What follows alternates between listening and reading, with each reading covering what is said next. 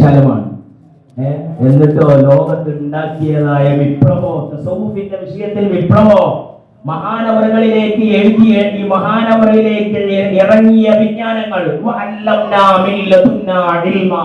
ഖുർആൻ പറഞ്ഞില്ലേ, എന്റെ ഭാഗത്തു നിന്ന് വിജ്ഞാനം ഇറങ്ങുന്ന കുറച്ച് ആളുകൾ ഇവിടെ എല്ലാ കാലത്തും ഉണ്ടാവും.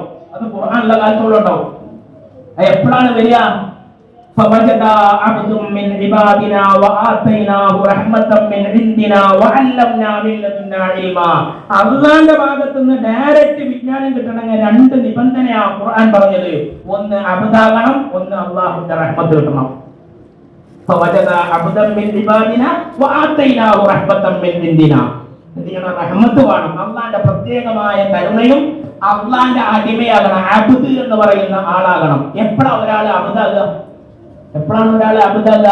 അബ്ദ് എന്ന് പറയുന്ന വിശേഷണം ഒരാളിൽ എത്തിപ്പെടണമെങ്കിൽ അവനിൽ നിന്ന് അവന്റെ റൂഹിയായ സ്വഭാവം മികച്ചു നിൽക്കണം. റൂഹിയായ സ്വഭാവം എന്ന് പറഞ്ഞാൽ അവന്റെ ആത്മാവിന്റെ സ്വഭാവം. ആത്മാവിന്റെ സ്വഭാവം മികച്ചു നിൽക്കുമ്പോൾ അവനെ ഏത് ലോകത്തും കൊണ്ടുപോകാൻ കഴിയും. അതുകൊണ്ടാണ് മിഅ്റാജിൽ അബ്ദായപ്പോഴാണ് മുത്തുനബി സല്ലല്ലാഹു അലൈഹി വസല്ലം തങ്ങൾ യാത്ര പോയത്. സുബ്ഹാനല്ലദി അസ്റാ ബി അബ്ദിഹി എന്നാ പറഞ്ഞത്, അല്ലാതെ സുബ്ഹാനല്ലദി അസ്റാ ബി മുഹമ്മദിൻ എന്നല്ല പറഞ്ഞത്. അങ്ങനെയാണ് പറഞ്ഞത്. അബ്ദായപ്പോൾ യാത്ര പോയി അല്ലാഹുവിലേക്ക്. അബ്ദാവുമ്പോഴാണ് അല്ലാഹുവിന്റെ വിശേഷണങ്ങൾ മുഴുവൻ അവരിൽ ചെന്ന് ചേരുന്നത്, അവരിൽ മേളിക്കുന്നത്. അപ്പോൾ അവനെ കുറിച്ച് ഖുർആൻ തന്നെ പറയും, ഇത് റഊഫാണ്, റഹീമാണ്. ലഖദ് ജാഅകും റസൂലുൻ മിൻ അൻഫുസികും അസീസുൻ അലൈഹി മാ അനിത്തും ഹരീസുൻ അലൈക്കും ബിൽ മുഅ്മിനീന റഊഫുൻ റഹീം. റഊഫ് ആരെ പേരാ? അല്ലാഹുവിന്റെ പേര്. അത് മുത്തുനബിക്ക് ഇട്ട് കൊടുത്തു. റഹീം ആരെ പേരാ? അല്ലാഹുവിന്റെ പേര്. അത് ആർക്ക് ഇട്ട് കൊടുത്തു? മുത്തുനബിക്ക് ഇട്ട് കൊടുത്തു. മാറ്റണ്ടായോ അവിടെ? ഇല്ല. അതാണ് ആ പേര് എങ്ങോട്ട് ഇട്ട് കൊടുക്കുകയാണ്. കാരണം ആ വിശേഷണങ്ങളൊക്കെ ഇവിടെ വെളിവാകും. അള്ളാഹുവിന്റെ കരുണ ഈ മുഹമ്മദ് റസൂലുള്ളാഹിയിൽ ഇവിടെ വെളിവായി നിൽക്കും. അള്ളാഹുവിന്റെ കരുണ കടാക്ഷം ഇവിടെ വെളിവായി നിൽക്കും. അതുകൊണ്ട് അള്ളാഹുവിന്റെ മുഴുവൻ അസ്മാ സിഫാത്തുകളുടെയും വിശേഷണങ്ങൾ മികച്ചു നിൽക്കുന്ന മുഹമ്മദ് റസൂലുള്ളാഹി, ആ നേതാവിന് ലോകത്തോട് വിളിച്ചു പറയാം, എന്നെ ഇഷ്ടപ്പെട്ടാലേ മുഅ്മിനാവുള്ളൂ. കാരണം എന്നെ ഇഷ്ടപ്പെട്ടോൻ അല്ലാഹുവിനെ ഇഷ്ടപ്പെടും ഓട്ടോമാറ്റിക്. റസൂലിനെ വഴിപ്പെടുക എന്ന് പറഞ്ഞാൽ അത് അള്ളാഹ്ക്ക് വഴിപ്പെടല. ഞാൻ അള്ളാഹ്ക്ക് വഴിപ്പെടൽ കണ്ട് വേറെ ഒന്നില്ല. കാരണം അള്ളാഹുവിന്റെ മൊത്തം അസ്മാ സിഫാത്തുകളും നിറഞ്ഞു നിൽക്കുന്ന മുഹമ്മദ് റസൂലുള്ളാഹി. അതുകൊണ്ട് മുഹമ്മദ് റസൂലുള്ളാഹി സ്വല്ലല്ലാഹു അലൈഹി വസല്ലം തങ്ങൾക്ക് ബോധ്യമാണ് എന്ത്? എന്നിൽ അള്ളാഹുവിന്റെ മൊത്തം അസ്മാഉ സിഫാത്തുകളുണ്ട്. അതുകൊണ്ട് എന്നെ വഴിപ്പെടുന്നവർക്ക്, എന്നെ ഇഷ്ടപ്പെടുന്നവർക്ക് അത് അള്ളാഹിനെ ഇഷ്ടപ്പെടലാണ്. എന്നെ വഴിപ്പെടുന്നവർക്ക് അത് അള്ളാഹിനെ വഴിപ്പെടലാണ്. എന്നെ അനുസരിക്കുന്നവർക്ക് അള്ളാഹിനെ അനുസരിക്കലാണ്. അത് കണ്ട സ്വഹാബത്ത് പിന്നെ നബി സല്ലല്ലാഹു അലൈഹി വസല്ലം തങ്ങൾക്ക് ജീവൻ കൊടുത്തു, എല്ലാം കൊടുത്തു. എന്തെങ്കിലും കൊടുക്കാത്തണ്ടായ? കാരണം ഈ നേതാവിനെ എല്ലാം കൊടുത്തു കഴിഞ്ഞാൽ രക്ഷപ്പെടുമെന്ന് ബോധ്യപ്പെട്ട സ്വഹാബത്ത് എന്ത് ചെയ്യാ? എല്ലാം സകലം തന്റെ മക്കളെക്കാളും സമ്പത്തിനേക്കാളും ഒന്നും വിഷയമാക്കാതെ തന്റെ ശരീരത്തെക്കാളും മുത്തുനബിക്ക് എല്ലാം സമർപ്പിച്ചു. കാരണം എന്താ? ഈ നേതാവിനെ കൊണ്ട് രക്ഷപ്പെടാൻ സാധിക്കുമെന്ന് സ്വഹാബത്ത് മനസ്സിലാക്കി. കാരണം ഇതിലുള്ളത് അല്ലാഹുവിന്റെ വിശേഷണങ്ങളാണ്. അതുകൊണ്ടല്ലേ ഉഹദ് യുദ്ധത്തിൽ അബൂ തൽഹത്തുൽ അൻസാരി മുത്തുനബി സല്ലല്ലാഹു അലൈഹി വസല്ലം തങ്ങൾക്ക് പരിചയമായിട്ട് നിന്നിട്ട് 85ഓളം അമ്പുകൾ എന്ത് ചെയ്തു? ഏറ്റുവാങ്ങി ശരീരത്തിൽ. എത്ര അമ്പ്? 85ഓളം അമ്പ് മുത്തുനബിയുടെ ശരീരത്തിലേക്ക് വന്ന ആ അമ്പുകൾ എന്ത് ചെയ്തു? ഏറ്റുവാങ്ങുകയാണ് അബൂ തൽഹത്തുൽ അൻസാരി റളിയല്ലാഹു അൻഹു. ബഹുമാനപ്പെട്ട ഖത്താദ റളിയല്ലാഹു അൻഹു മുത്തുനബിയുടെ നേർക്ക് ഒരു അമ്പ് വരാ, കൈ ഉയർത്താൻ നേരമില്ല, അല്ല ചാടി കൈ ഉയർത്താൻ നേരമില്ല, മുത്തുനബിയുടെ മേത്തേക്ക് വരും, ചാടി ആ അമ്പ് വന്ന് കണ്ണിൽ തറച്ചിട്ട് കണ്ണ് തെറിച്ച് കയ്യിൽ വന്നു. അല്ലെ? കാരണം ഈ നേതാവിന് പരിരക്ഷ കൊടുത്തു കഴിഞ്ഞാൽ, ശാരീരികമായും എല്ലാ നിലക്കും പരിരക്ഷ കൊടുത്തു കഴിഞ്ഞാൽ രക്ഷപ്പെടും എന്ന് ഉറപ്പുണ്ട് ആർക്ക്? സ്വഹാബത്തിന്. അതുകൊണ്ട് സ്വന്തം ജീവനേക്കാളും ആ നേതാവിനെ എല്ലാം സമർപ്പിച്ചു നിലനിന്നു. അപ്പൊ ഒരാൾ അബ്ദാകണമെങ്കിൽ ഞാൻ പറഞ്ഞു വന്നത്, ഒരാള് അബ്ദ്, അടിമ, അള്ളാന്റെ അടിമ എന്ന് പറയണമെങ്കിൽ അള്ളാന്റെ അസ്മാകൾ മുഴുവനും നിറഞ്ഞു നിൽക്കണം അവനില്. അപ്പോഴേ അബ്ദാവുള്ളൂ. എന്നിട്ട് റഹ്മത്തും വരണം. ഇത് രണ്ടും ഒരുമിച്ച് വരുമ്പോ അള്ളാഹു ഹൃദയത്തിലേക്ക് വിജ്ഞാനം വിട്ടുകൊടുക്കാൻ തുടങ്ങും. അങ്ങനെ ഇട്ടുകൊടുക്കാൻ തുടങ്ങി ആർക്ക്? ബഹുമാനപ്പെട്ട ഇബ്നു അറബി. അവിടെ നാളെ പോകുന്നത് അങ്ങനെയാണ്. ഫുതുഹാത്തുൽ മക്കിയ എന്ന് പറയുന്ന ലോകത്ത് അറിയപ്പെട്ട ഫുതുഹാത്തുൽ മക്കിയ, മക്കയിൽ പോയി ഇരുന്നപ്പോൾ മഹാനവർഗരുടെ ഹൃദയത്തിലേക്ക് അള്ളാഹു ഇട്ടുകൊടുത്ത വിജ്ഞാനങ്ങളാണ് ഫുതുഹാത്തുൽ മക്കിയ. 10 വാള്യമായിട്ട് വന്നു. ഫുൾ ആത്മീയപരമായ അറിവുകൾ. 10 വാള്യം, 500ഓളം പേജുള്ള 10 വാള്യം, അല്ലെങ്കിൽ 250ഓളം പേജുള്ള 10 വാള്യം. അത് മക്കത്ത് വന്നപ്പോഴാണ്. എന്നിട്ട് മഹാനവറുകൾ യാത്ര ചെയ്തു. എവിടേക്ക്? ഇറാഖിലേക്ക്. ഇറാഖിലും പോയിരുന്നു. അള്ളാഹുവിന്റെ ഭാഗത്തുനിന്ന് വിജ്ഞാനം വന്നു. ഫുതുഹാത്തുൽ ഇറാഖിയ, 10 വാള്യമുള്ള ഗ്രന്ഥം വീണ്ടും വന്നു ലോകത്ത്. തസവ്വുഫിന്റെ പ്രചാരകനായി ഈ ലോകത്ത് ഈ കുട്ടി വരുമെന്ന് പ്രഖ്യാപിച്ച ഗൗസുൽ ആലം മുഹിയുദ്ദീൻ അബ്ദുൽ ഖാദിർ ജീലാനി അവസാനം മിസ്റിൽ പോയിരുന്നു. ഇതുപോലെ വാള്യമുള്ള 10 വാള്യമുള്ള ഫുതുഹാത്തുൽ മിസ്രിയ എന്ന് പറയുന്ന ഗ്രന്ഥം വന്നു. അതും തസവ്വുഫ്, അതും സൂഫിസം. അവസാനം വഫാത്തിനോടനുബന്ധിച്ച് ഖുർആനിന്റെ വ്യാഖ്യാനം എഴുതാൻ വേണ്ടി തുടങ്ങി. അൽ കഹ്ഫ് എന്ന് പറയുന്ന സൂറത്ത്, പരിശുദ്ധമായ ഖുർആനിലെ സൂറത്തുൽ കഹ്ഫിന്റെ അവിടെ 15 ജുസ്ആണ്. ആ 15 ജുസ്ഉള്ള സൂറത്തുൽ കഹ്ഫ് വരെയുള്ള ഖുർആനിന്റെ ആയത്തുകൾക്ക് വിശദീകരണം എഴുതി തീർന്നപ്പോൾ വാള്യങ്ങൾ 90 മാറിയിരുന്നു ഇബ്നു അറബി തങ്ങളുടെ ഗ്രന്ഥം. അവസാനത്തെ 15 ജുസ് മഹാനവറുകൾ എഴുതിയില്ല, അതിനു മുമ്പ് വഫാത്തായി. ഈ ഗ്രന്ഥങ്ങളൊക്കെ ലോകത്ത് തസവ്വുഫിന്റെ വിജ്ഞാനങ്ങൾ മഹാനവറുകൾ നിറഞ്ഞു നിൽക്കുമെന്ന് പറഞ്ഞ് എഴുതി വെച്ച മഹാനായ ഇബ്നു അറബി റഹ്മത്തുള്ളാഹി അലൈഹി ഗൗസുൽ ആലമിന്റെ 50ാമത്തെ പിറക്കാത്ത പുത്രൻ. കണ്ടോ? ആ മുഹിയുദ്ദീൻ ഇബ്നു അറബി റഹ്മത്തുള്ളാഹി അലൈഹി തന്റെ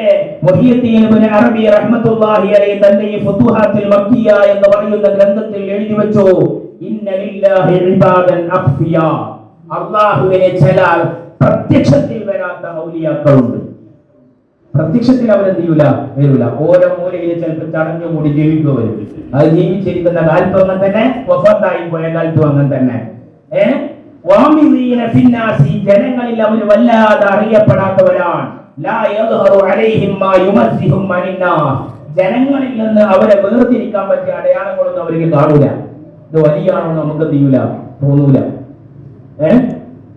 പക്ഷേ അവരെ കൊണ്ടാണ് അള്ളാഹു ലോകത്തെ സംരക്ഷിക്കുന്നത്. അള്ളാന്റെ അടിമകൾക്ക് സഹായം ലഭിക്കുന്നതും അവർ കാരണമായിട്ടാണ്. ഇത് ഞാൻ അനുഭവിച്ചറിഞ്ഞതാണ് ഇബ്നു അറബി നിങ്ങൾ പറയാ. ഇതൊന്നും ഉൾക്കൊള്ളാൻ കഴിയാത്തത് കൊണ്ടാണ് ചില പണ്ഡിതന്മാർ ഇബ്നു അറബിയുടെ ഗ്രന്ഥങ്ങൾ വായിക്കാൻ പാടില്ല എന്ന് പറഞ്ഞിട്ട് പത്ത് കൊടുത്തത്. ഇങ്ങനെയല്ലേ യാഥാർത്ഥ്യം? അവർ ആത്മീയ ലോകത്ത് ആത്മീയ കണ്ണുകൾ കൊണ്ട് ഇതിനെ കണ്ട് മനസ്സിലാക്കിയപ്പോൾ അത് എഴുതി വെച്ചപ്പോൾ അതിനെ ഭൗതികതയുടെ കണ്ണുകൊണ്ട് മാത്രം വിലയിരുത്തിയ ആളുകൾ അതിനെ ആക്ഷേപിച്ചു എന്ന് മാത്രം. ഇബ്നു അറബി റഹ്മത്തുള്ളാഹി അലൈഹിയെ കുറിച്ച് ലോകത്ത് അറിയപ്പെട്ട ഫഖീഹായ രണ്ടാം ശാഫിഈ എന്നറിയപ്പെടുന്ന ശൈഖുനാ ഇമാമുൽ നവവി റഹ്മത്തുള്ളാഹി അലൈഹിലേക്ക് ചോദ്യം വന്നു. എന്താ ചോദ്യം? ഇബ്നു അറബി ഇതുപോലത്തെ ഗ്രന്ഥങ്ങളൊക്കെ എഴുതി വെച്ചിട്ട് ഇങ്ങനെ ബുദ്ധിക്ക് ഉൾക്കൊള്ളാൻ കഴിയാത്ത ഒരുപാട് കാര്യങ്ങൾ എഴുതി വെച്ചിട്ടുണ്ടല്ലോ. മഹാനവറുകൾ ഒരിക്കൽ പറഞ്ഞില്ലേ, ലോകത്ത് വന്നതും വരാനിരിക്കുന്നതുമായ മുഴുവൻ ഔലിയാക്കളെയും അല്ലാഹു എന്റെ മുന്നിൽ ഹാജരാക്കിയിട്ടുണ്ട്. നിങ്ങൾ ആക്ഷേപിക്കില്ലായിരുന്നുവെങ്കിൽ ഓരോരുത്തരുടെ പേരടക്കം ഞാൻ പറയുമായിരുന്നു. ഇത് പറഞ്ഞ ആരെങ്കിലും ഉൾക്കൊള്ളു? ഫുതുഹാത്തുൽ മക്കിയയിലുള്ളതാ. അപ്പൊ ഈ ഗ്രന്ഥങ്ങളൊക്കെ വായിക്കാൻ പറ്റുമോ? ഇതൊക്കെ എന്ത് ചെയ്യാ, എഴുതി വായിക്കാൻ പറ്റുമോ എന്ന് മഹാനായ ഇബ്നു അറബി ഇമാം നവവി തങ്ങളുടെ അടുക്കിലേക്ക് ചോദ്യം വന്നപ്പോ ഇമാം നവവി തങ്ങൾ അതിന് മറുപടി കൊടുത്തത് ഒരു ആയത്ത് കൊണ്ടാണ്. എന്താ ആയത്ത്? തിൽക ഉമ്മത്തുൻ ഖദ് ഖലത്, അത് കഴിഞ്ഞു പോയ ഒരു പ്രസ്ഥാനമാണ് ഇബ്നു അറബി. ഒരു ഉമ്മത്തിനെ പഠിക്കാൻ പറ്റിയ മുഴുവൻ കാര്യങ്ങളും ആരുടെ ജീവിതത്തിലുണ്ട്? ഇബ്നു അറബി തങ്ങളുടെ ജീവിതത്തിലുണ്ട്. ഏതുപോലെ ഹുജ്ജത്തുൽ ഇസ്ലാം, ഇസ്ലാമിന്റെ പ്രമാണം എന്ന അപരനാമത്തിൽ അറിയപ്പെട്ട ബഹുമാനപ്പെട്ട ഹുജ്ജത്തുൽ ഇസ്ലാം എന്ന അറിയപ്പെട്ട അബൂ ഹാമിദുൽ ഗസാലി അല്ലേ? ഗസാലി ഇമാമ് ഇസ്ലാമിന്റെ പ്രമാണം എന്ന അപരനാമം കൊടുക്കാനുള്ള കാരണം എന്താ?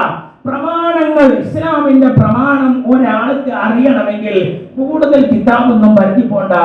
ഇമാം അബൂ ഹാമിദുൽ ഗസാലിയുടെ ചരിത്രം പഠിച്ചാൽ മതി, ഇതിയും മനസ്സിലാവും. അതിനാണ് ആ അപരനാമം.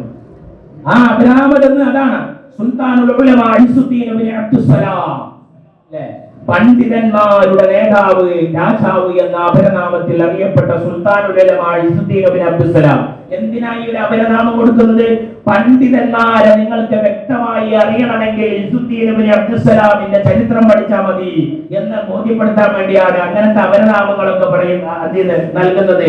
മഹാനവറുകൾ ഓതിപ്പടിച്ച ഉസ്താദിൽ നിന്ന് ഒരുപാട് ഗ്രന്ഥങ്ങൾ വായിച്ചു പഠിച്ച് അവസാനം ഈ ഗ്രന്ഥങ്ങളിൽ നിന്ന് കിട്ടാത്തതായ വിജ്ഞാനങ്ങളെ ഇനിയുമുണ്ട് എന്ന് ആരോ ബോധ്യപ്പെടുത്തി കൊടുത്തപ്പോൾ ആ കാലഘട്ടത്തിൽ അറിയപ്പെട്ട അബുൽ ഹസൻ ഷാദുലി റഹ്മത്തുള്ളാഹി അലൈഹിയെ കണ്ടുമുട്ടി ബൈഅത്ത് ചെയ്ത് മഹാനവറുകൾ എന്ത് ചെയ്യാണ്, മഹാനവറുകൾ അവിടെ നിന്ന് ദിക്ർ സ്വീകരിച്ച് അതനുസരിച്ച് നീങ്ങിയപ്പോ ഇതുവരെ കിട്ടാത്ത ഒരുപാട് വിജ്ഞാനങ്ങൾ തന്റെ ഹൃദയത്തിലേക്ക് അല്ലാഹുവിന്റെ ഭാഗത്തു നിന്നും ശൈഖിന്റെ ഭാഗത്തു നിന്നും ഹൃദയത്തിലേക്ക് വിജ്ഞാനങ്ങൾ ഇട്ടുകൊടുക്കാൻ വേണ്ടി തുടങ്ങിയപ്പോ മഹാനവറുകൾ പറഞ്ഞു, മാ അറഫ്തുൽ ഇസ്ലാമൽ കാമില ഇല്ലാ ബഅദ ഇജ്തിമാഇ ബിഹബിൽ ഹസൻ ഷാദുലി.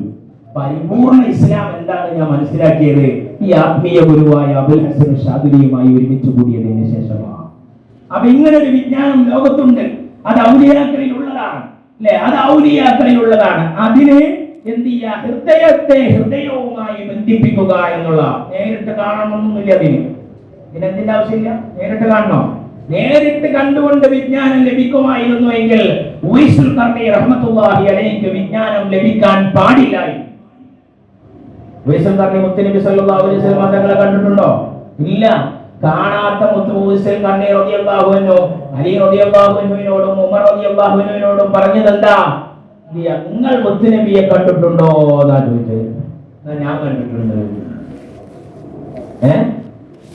നിങ്ങൾ മുത്തുനബിയെ കണ്ടിട്ടുണ്ടോ? മുത്തുനബിയുടെ പിരികം ചേർന്നാണോ അതോ വിടർന്നാണോ ഉണ്ടായിരുന്നത് എന്ന് കാണാത്ത ഉവൈസുൽ ഖർനി ജീവിതകാലം മൊത്തം കണ്ട അലി റളിയല്ലാഹു അൻഹുവിനോടും ഉമർ റളിയല്ലാഹു അൻഹുവിനോടും ചോദിക്കാൻ. അപ്പൊ ഹൃദയത്തിന്റെ ബന്ധല്ലേ. ഇന്നീല അജിദു നഫ്സർ റഹ്മാനി മിൻ ഖിബലിൽ യമൻ. യമന്റെ ഭാഗത്ത് നിന്ന് പടച്ചോന്റെ മണടിക്കുന്നുണ്ട് എന്ന് പറഞ്ഞ നബി സല്ലല്ലാഹു അലൈഹി വസല്ലം മാത്രം. ആരെ മണം? ഈ ഹദീസ് ഇങ്ങനെ തന്നെ അർത്ഥമാക്കണം. എന്താ സംശയം ഉണ്ടോ?